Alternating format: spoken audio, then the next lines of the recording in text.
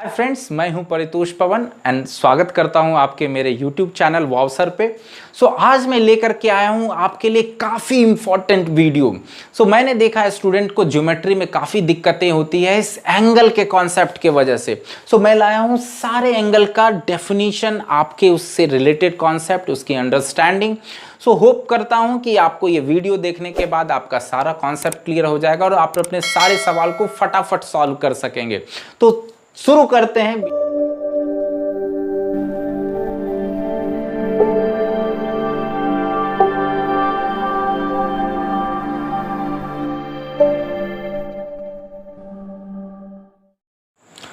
आज के वीडियो में हम लोग सारे एंगल के बेसिक कॉन्सेप्ट के बारे में सीखेंगे। अगर आप लोग ये सारे कॉन्सेप्ट को अच्छी तरह से समझ जाएंगे तो मैं आशा करता हूँ आपको ज्योमेट्री जो एंगल बेस्ड क्वेश्चन होगा वो काफ़ी आसानी से आप बना सकेंगे।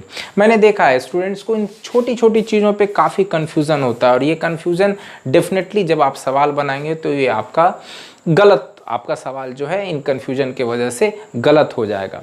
इसलिए आप ज़रूर इन सारे कॉन्सेप्ट को सीखें और ये आपके लिए काफ़ी फ़ायदेमंद होगा।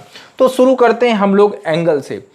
अगर दो रेज एक पॉइंट पर मिलते हों या फिर दो लाइन सेगमेंट, बात करें हम लोग, या तो दो रेज एक पॉइंट पर मिल रहे हों, ठीक है, या फिर दो लाइन सेगमेंट एक पॉइंट पे मिल रहे हो, तो इनके जो बीच का जो ओपनिंग है इसके मेजरमेंट को हम लोग एंगल कहते हैं, ठीक है।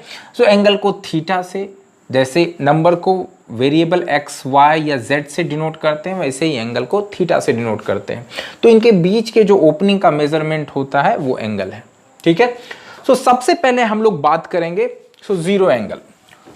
अगर एक सर्किल की बात करते हैं तो एक सर्कल में टोटल 360 डिग्री एंगल होता है और इस सर्कल को अगर हम चार पार्ट में डिवाइड करें तो 360 divided by 4 90 degree.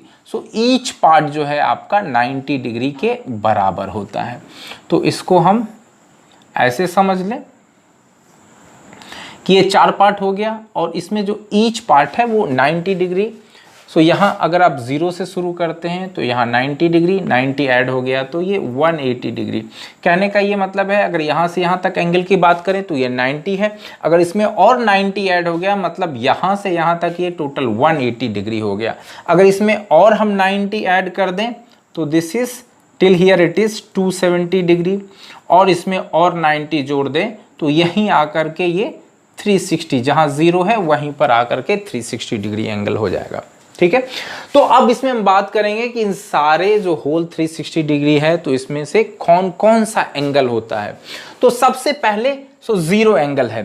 Zero angle कहने का मतलब अगर दो लाइन एक दूसरे के ऊपर खींचा जाए, दो लाइन एक दूसरे के ऊपर खींचा जाए मतलब दोनों लाइन ओवरलैप करे, या फिर अगर दो लाइन पैरेलल, ठीक है, पैरेलल का कॉन्सेप्ट यहाँ नहीं है लेकिन फिर भी आप समझ लीजिए कि अगर दो लाइन पैरेलल है तो उनके बीच का भी जो पैरेलल मतलब क्या होता है, इनके बीच का डिस्टेंस, कहीं पे भी आप डिस्टेंस लेंगे तो ये बिल्कुल सेम होगा। दो पैरेलल लाइन के बीच का जो एंगल होता है वो 0 डिग्री होता है।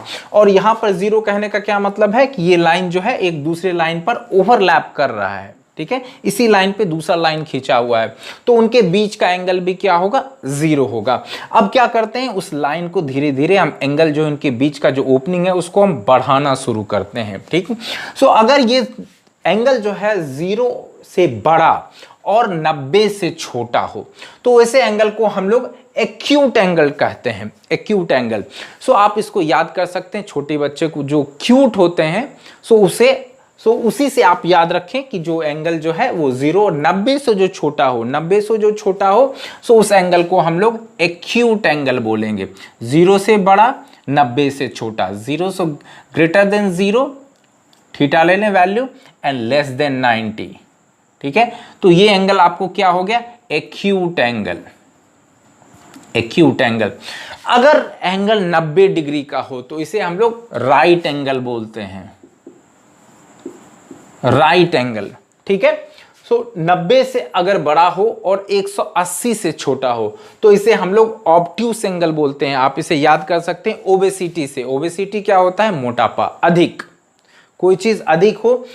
वैसे एंगल को जब ये 90 से बड़ा हो जाए तो ये एंगल कौन सा हो गया, ऑब्ट्यूस एंगल हो गया, मीन्स 90 से greater than any angle which is greater than 90 and less than 180 से छोटा हो। सो ऐसे एंगल को हम लोग ऑब्ट्यूस एंगल बोलते हैं, ऑब्ट्यूस एंगल बोलते हैं। ठीक है, सो अब 180 डिग्री अगर ये लाइन, सो दोनों लाइन जो स्ट्रेट, बिल्कुल स्ट्रेट हो जाए, 180 डिग्री के बीच में क्या हो जाएगा, ये दोनों जो लाइन है बिल्कुल, जिस दो लाइन से एंगल आपका बना है वो बिल्कुल स्ट्रेट हो जाएगा। तो 180 डिग्री वाले एंगल को हम लोग क्या कहते हैं, स्ट्रेट एंगल बोलते हैं। 180 डिग्री क्या हो गया, स्ट्रेट एंगल बोलते हैं। अब अगर हम बात करें 180 डिग्री से अधिक, अभी 270 का कोई स्पेसिफिक नाम नहीं है, तो हम लोग क्या कहते हैं, 180 से अधिक और 360 से कम, 360 डिग्री से एंगल कम जो हो, सो इस सारे एंगल को हम लोग रिफ्लेक्स एंगल बोलते हैं, रिफ्लेक्स एंगल। ठीक है, सो यहां से यहां तक, सो रिफ्लेक्स एंगल क्या हो गया, greater than 180, so it is greater than, theta is your greater than 180 and less than 360, 360 से छोटा। ठीक है, और अगर एंगल 360 हो जाए तो इसको हम लोग कंप्लीट एंगल बोलते हैं, कंप्लीट एंगल।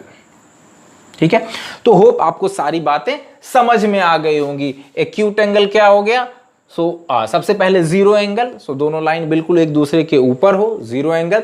जीरो से बड़ा 90 से छोटा एक्यूट एंगल, अगर 90 डिग्री का हो जाए तो राइट एंगल, अगर 90 से बड़ा और 180 से छोटा हो तो ऑब्ट्यूस एंगल, अगर 180 डिग्री का एंगल हो जाए तो स्ट्रेट एंगल, और 180 से बड़ा और 360 से छोटा हो तो रिफ्लेक्स एंगल, और बिल्कुल 360 हो जाए मतलब घूम करके ये लाइन उसी लाइन पे आ जाए तो कंप्लीट एंगल।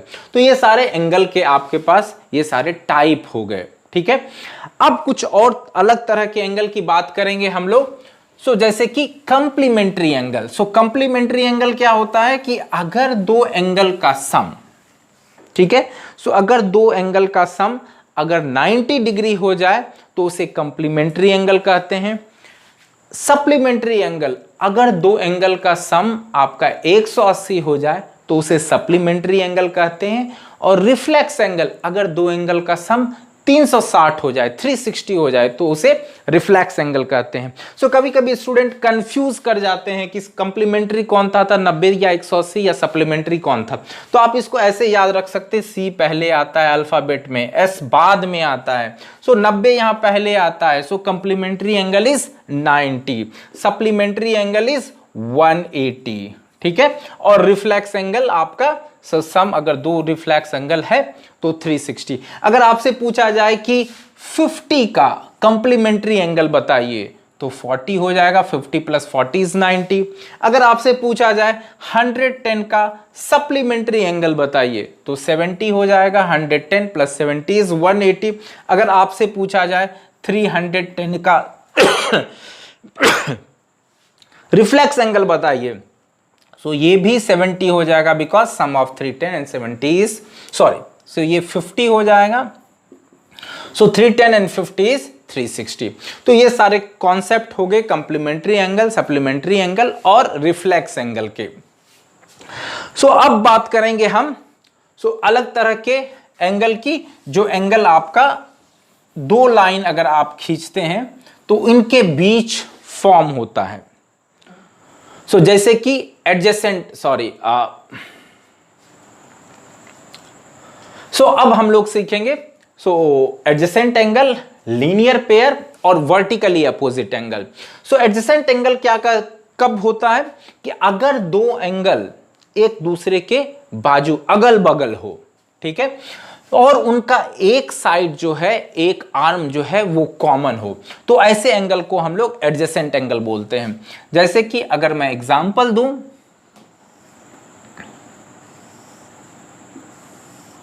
ठीक है, ये एंगल अगर थीटा है और ये एंगल अगर हम मान लेते हैं अल्फा है, ठीक है, ये दोनों एंगल जो हैं ये एडजेसेंट एंगल, बिल्कुल अगल बगल है और इनका जो एक आर्म है, एक साइड है वो कॉमन है। ऐसे एंगल को हम लोग एडजेसेंट एंगल बोलते हैं।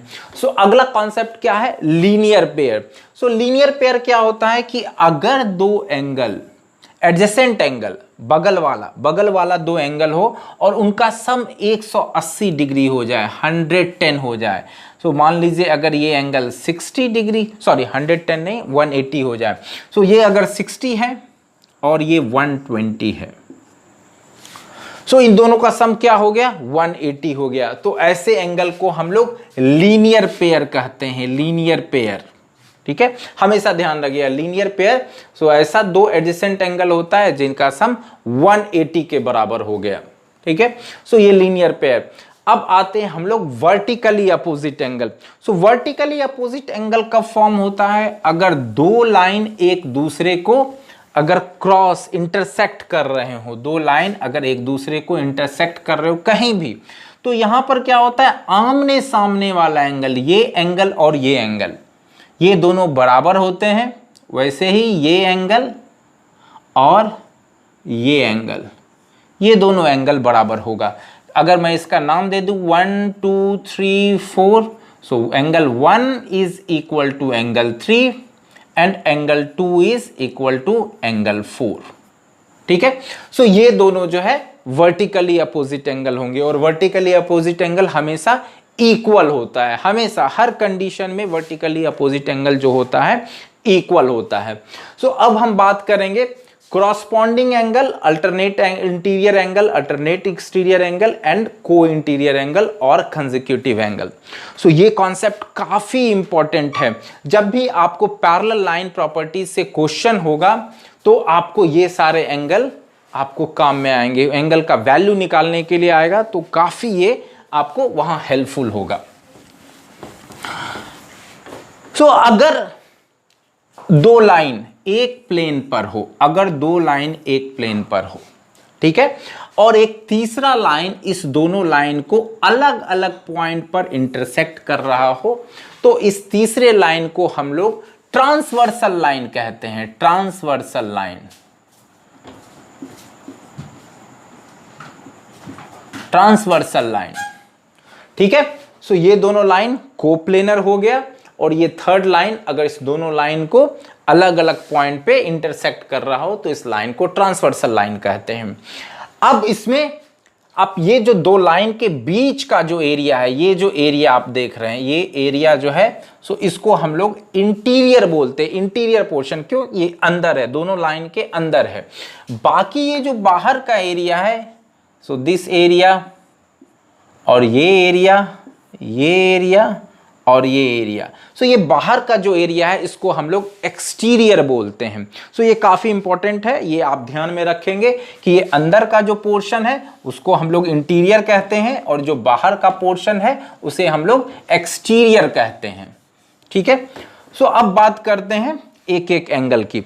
सो सबसे पहले क्या है, क्रॉसपॉन्डिंग एंगल। सो क्रॉसपॉन्डिंग एंगल हमेशा आप ध्यान में रखें कि क्रॉसपॉन्डिंग एंगल हमेशा आपका इंटीरियर और एक्सटीरियर का कॉम्बिनेशन होगा, इंटीरियर और एक्सटीरियर का कॉम्बिनेशन होगा। सो अगर इससे उससे पहले एक और बात हम लोग कर लें कि अगर दो लाइन और ट्रांसवर्सल लाइन हो तो टोटल 8 एंगल बनता है। कौन कौन सा एंगल, सो इसका नाम दे देते हैं, angle 1, angle 2, angle 3, angle 4, angle 5, angle 6, angle 7 और एंगल 8। ठीक है, सो ये सारे एंगल बनते हैं। सो अब हम लोग क्रॉसपॉन्डिंग एंगल की बात कर रहे थे। सो क्रॉसपॉन्डिंग एंगल हमेशा एक्सटीरियर और इंटीरियर का कॉम्बिनेशन होता है। सो अगर हम एंगल 1 ले लें, एंगल 1, तो इसके ये एक्सटीरियर एंगल है। अब इसके नीचे वाला इंटीरियर को छोड़ करके अगला इंटीरियर, उसी साइड में अगला इंटीरियर को अगर हम ले लें तो एंगल 1 एंड एंगल 5, ये क्या हो गया, क्रॉसपॉन्डिंग एंगल हो गया।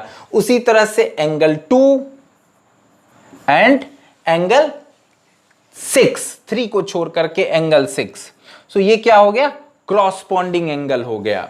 ठीक है, अभी अगर हम ये 4 की बात करें तो ये क्या है, ये इंटीरियर में है, तो अगला क्या हमको एक्सटीरियर जाना पड़ेगा। So angle 4 and angle 8। ठीक है, सो ये क्रॉसपॉन्डिंग एंगल हो जाएगा। उसी तरह अगर हम बात करें एंगल 3 एंड एंगल एक्सटीरियर जाना पड़ेगा, ये इंटीरियर है तो इसे एक्सटीरियर में लेना पड़ेगा, एंगल 7। ठीक है। तो ये सारे जो एंगल हो गए यहाँ पर, सो ये क्रॉसपॉन्डिंग एंगल हो गए। सो प्लीज आप ध्यान में रखेंगे कि क्रॉसपॉन्डिंग एंगल में अगर एक एक्सटीरियर है तो दूसरा इंटीरियर में होगा, एक्सटीरियर है तो दूसरा इंटीरियर में होगा, अगर ये इंटीरियर में है तो दूसरा एक्सटीरियर में होगा, ये इंटीरियर है तो दूसरा एक्सटीरियर में होगा। सो ये क्रॉसपॉन्डिंग एंगल हो गया।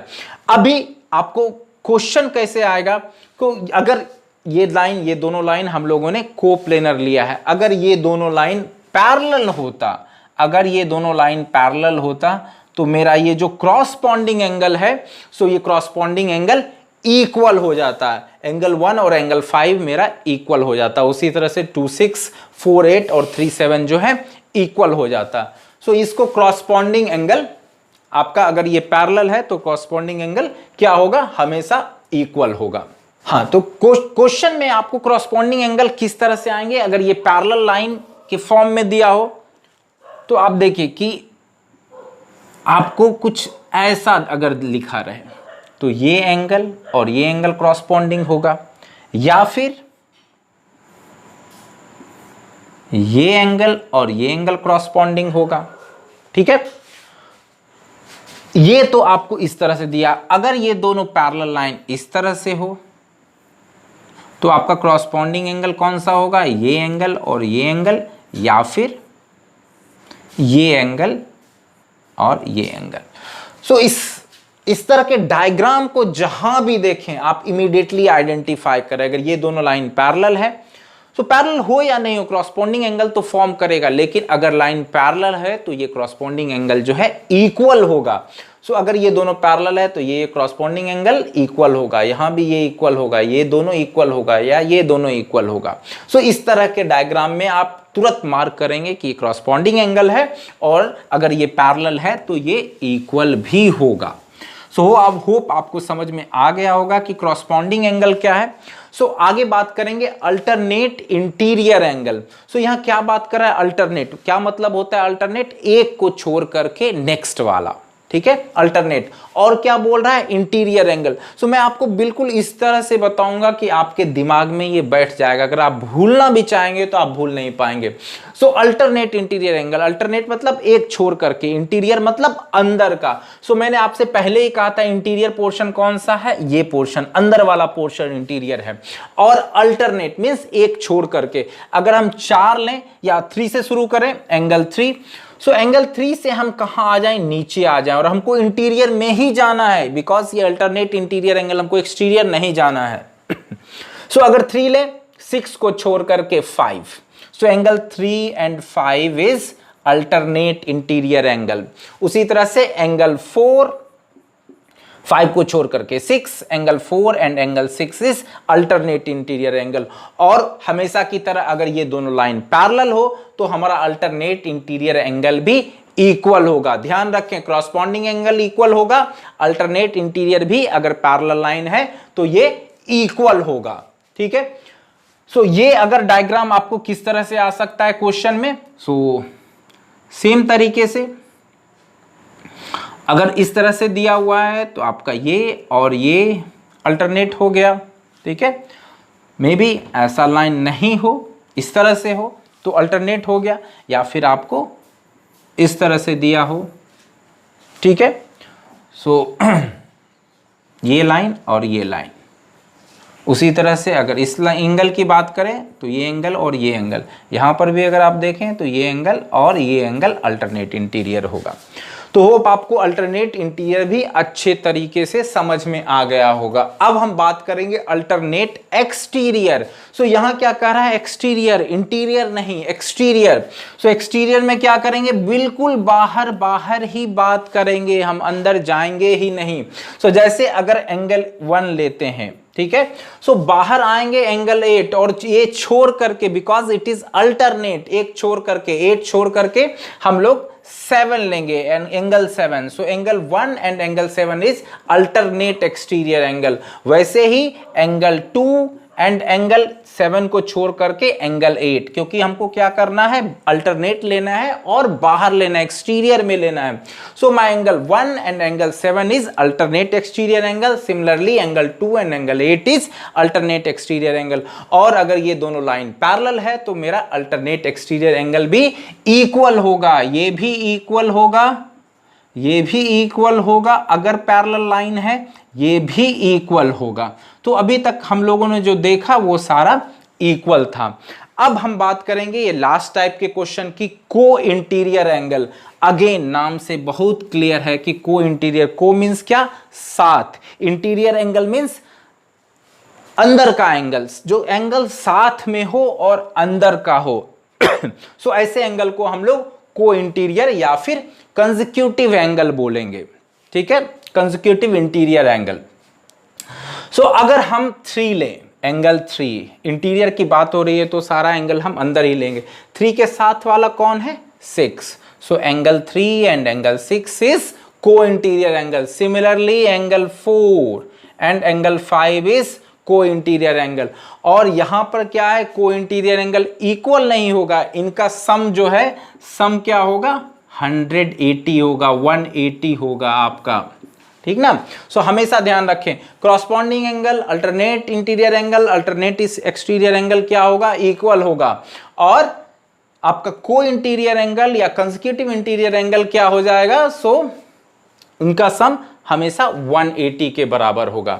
ठीक है, तो ये सारे एंगल जो हो गए वो इस पैरेलल लाइन या फिर कोप्लेनर लाइन और एक ट्रांसवर्सल लाइन होगा, तो ये सारे एंगल फॉर्म करेंगे. इसके अलावा इसमें कुछ एंगल जो हम लोग पहले पढ़ चुके हैं, जैसे कि लीनियर पेयर और वर्टिकली अपोजिट एंगल, वो एंगल भी होंगे. उनको हम लोग पहले ही समझ चुके हैं, लेकिन फिर भी मैं यहां आपको एक बार बता देना चाहता हूं कि कौन सा लीनियर पेयर होगा. सो आपको ध्यान होगा, लीनियर पेयर कब फॉर्म होता है, जब दो एंगल स्ट्रेट लाइन पे फॉर्म कर रहे हों. लीनियर पेयर कब फॉर्म होता है, जब स्ट्रेट लाइन पे दो एंगल फॉर्म कर रहे हो, मतलब उनका सम जो है 180 डिग्री हो. सो यहां भी आप देखेंगे ये स्ट्रेट लाइन है, सो एंगल 1 एंड एंगल 2 ये क्या होगा, लीनियर पेयर होगा. उसी तरह से एंगल 1 एंड 4 भी स्ट्रेट लाइन पे फॉर्म हो रहा है, तो ये दोनों भी लीनियर पेयर होगा, ये दोनों भी लीनियर पेयर होगा और ये भी लीनियर पेयर होगा. वैसे ही हम यहां पे भी कह सकते हैं 5 6 लीनियर पेयर होगा, 5 8 भी लीनियर पेयर होगा, 6 7 भी लीनियर पेयर होगा और 7 8 भी जो है आपका लीनियर पेयर होगा. ठीक है, वर्टिकली अपोजिट एंगल वो भी हम लोगों ने समझा था. वर्टिकली अपोजिट एंगल क्या था, जब दो लाइन एक दूसरे को क्रॉस कर रहा हो तो आमने सामने का जो भी एंगल है वो वर्टिकली अपोजिट एंगल है. ये भी वर्टिकली अपोजिट एंगल और ये भी, ये वर्टिकली अपोजिट एंगल और ये भी वर्टिकली अपोजिट एंगल है. तो यहां भी देखेंगे 1 and 3 वर्टिकली अपोजिट एंगल जो कि इक्वल होता है. टू लाइन पैरेलल हो या नहीं हो, वर्टिकली अपोजिट एंगल इक्वल होगा, लीनियर पेयर जो है 180 ही होगा. ठीक है, सो 1 and 3 vertically opposite angle, 2 4 vertically opposite angle, 5 7 vertically opposite angle, 6 8 भी आपका वर्टिकली अपोजिट एंगल होगा. तो ये सारा जो कॉन्सेप्ट है आपने सीखा, ये आपको ज्योमेट्री में काफी हेल्पफुल होगा. आपको ये वीडियो कैसा लगा, मुझे पूरा भरोसा है कि आपका सारा कॉन्सेप्ट क्लियर हो गया होगा, आपको काफ़ी खुशी महसूस हो रही होगी. इसलिए प्लीज़ चैनल को लाइक कर दीजिए, सब्सक्राइब कर दीजिए, अपने फ्रेंड को बताइए और बेल आइकन दबा दीजिए ताकि आपको ऐसा इन्फॉर्मेटिव वीडियो आगे भी मिलता रहे. ठीक है, तो फिर मिलते हैं अगले वीडियो में. Bye bye.